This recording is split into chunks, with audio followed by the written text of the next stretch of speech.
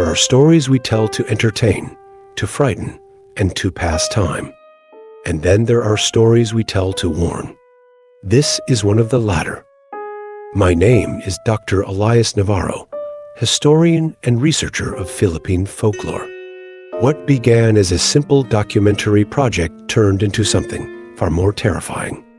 The Tikbalang is real. This is not a myth, nor a superstition. It is a force lurking in the shadows of the deep forests, where the trees grow too thick for sunlight to penetrate, where the air is too still, and where the silence is filled with something waiting. Let me take you back to the beginning, to the moment we first stepped into its domain. We were a team of 5, myself, field researcher Laura Mendoza, journalist Daniel Cruz, sound technician Hector Vasquez, and historian Miguel Santos. Our goal was simple: investigate the legend of the Tikbalang, interview locals, and uncover the truth behind the myth. But the deeper we dug, the more we realized that some stories should remain untold. We arrived at a remote village at the edge of the Sierra Madre.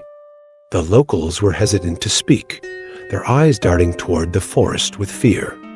Finally, an elder named Lola Rosa spoke in a hushed voice. "The Tikbalang is older than our ancestors," she said. "It is neither good nor evil. It simply is. But when it chooses you, you are never the same again." She told us of a young man who mocked the stories, claiming they were meant to scare children. One night, he entered the forest to prove his point. He never returned. Only his muddy slippers were found at his family's doorstep the next morning. His name was never spoken again. Despite the warnings, we pressed on. Legends of the Tikbalang date back centuries, long before Spanish colonization. Ancient tribes revered it as a guardian spirit, a trickster, or a demon. Accounts from the 16th century describe Spanish soldiers disappearing without a trace, their weapons left behind, deep hoof prints embedded in the earth. One chilling account from 1623 details a Jesuit missionary's journey through the jungle. He and his men experienced an overwhelming sense of dread. That night, eerie laughter echoed through the trees. By morning, 3 of his men had vanished. Their footprints stopped abruptly, as if plucked from existence. In pre-colonial times, it was believed that the Tikbalang was neither spirit nor beast, but something in between. It was said to be a guardian of sacred grounds, punishing those who trespassed without permission. Tribal shamans would conduct rituals before passing through dense jungles, offering sacrifices of food or personal belongings to appease the creature. Even today, encounters persist. Some claim to see a towering figure standing at the forest's edge, watching. Others hear laughter, deep and mocking, carried by the wind. And some never come back at all. We interviewed several witnesses, each account more disturbing than the last. Case number 1, Paulo Reyes, an experienced mountaineer, was hiking alone in the Cordillera region. His last recorded message was chilling. "I see it. It's staring at me." His GPS showed that he followed the trail until, suddenly, he veered off course. His camp was found intact, his boots missing. Surrounding the site were deep hoof prints. He was never seen again.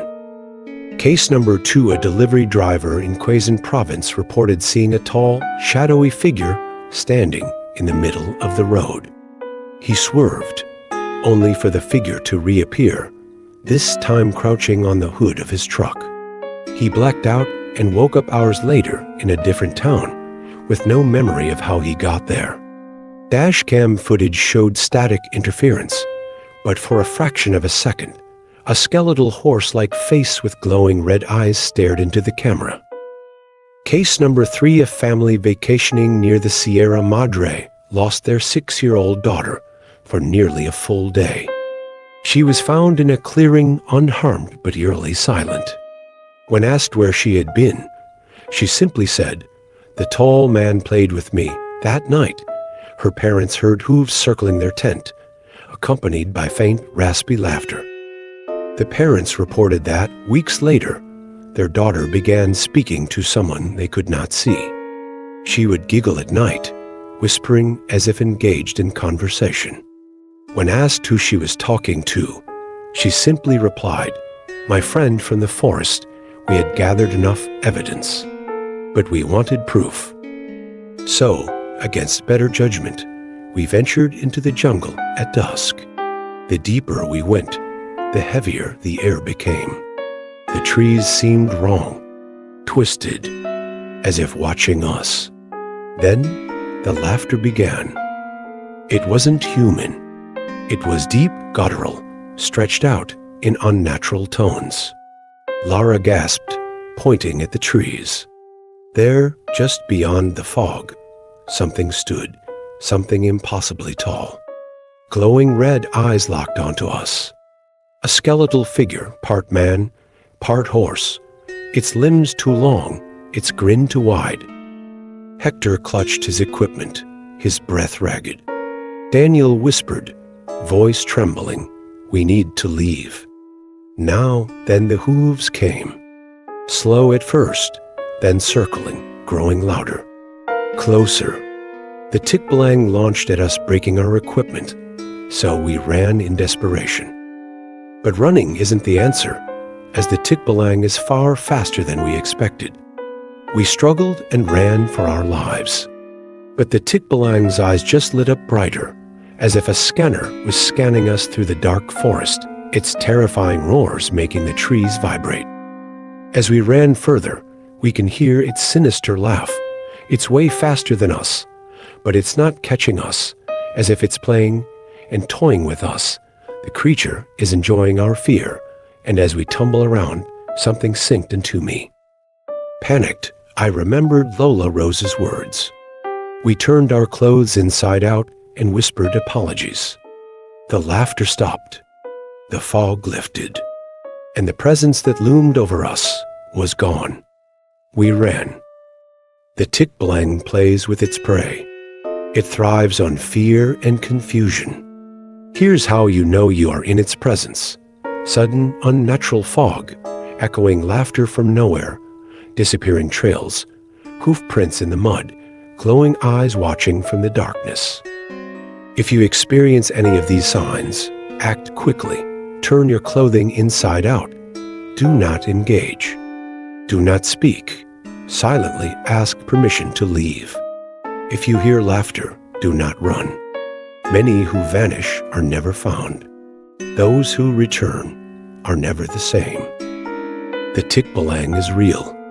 It is not a story to entertain, nor a legend to be dismissed. If you enter its domain, it will watch. If it chooses you, it will follow. Some believe the Tikbalang marks those it likes, appearing to them in dreams, whispering to them in the dead of night. If you have ever felt something watching you in the woods, if you have ever heard laughter when you were alone, it may already be too late.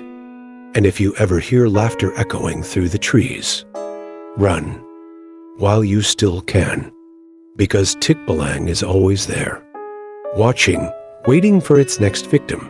As its claws scratch the trees, it patiently waits for its next prey to play with. Thank you for tuning in. Please leave a like and subscribe. I will see you again next week.